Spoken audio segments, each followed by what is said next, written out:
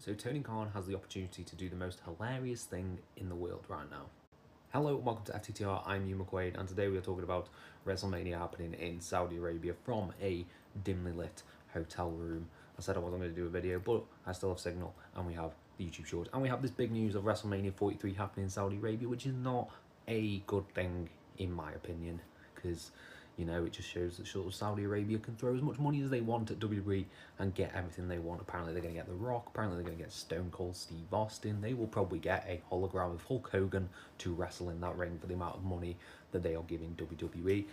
And yeah, this sort of human rights things never really sits well with me. It's just kind of icky that they go over there when people are literally like being executed and stuff like that. So it's, yeah, it doesn't sit right with me. But we're talking about Tony Khan, because Tony Khan, I think, has the opportunity here to really make a dent in something that I think WWE may have miscalculated, and that is there is going to be no big show on WrestleMania weekend in the US unless they hold some sort of NXT event, but that's not going to be like massive.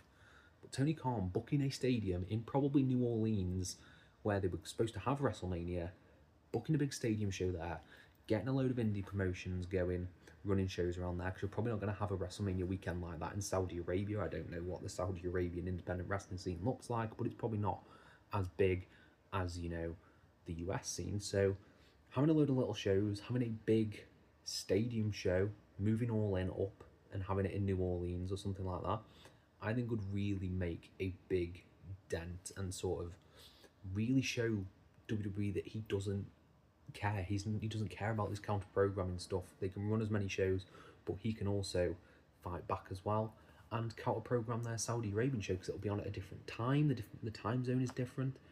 Yeah, I think it makes all the sense in the world for Tony Khan to run a big stadium show opposite the Saudi Arabian WrestleMania, because I don't think there's going to be a lot of people.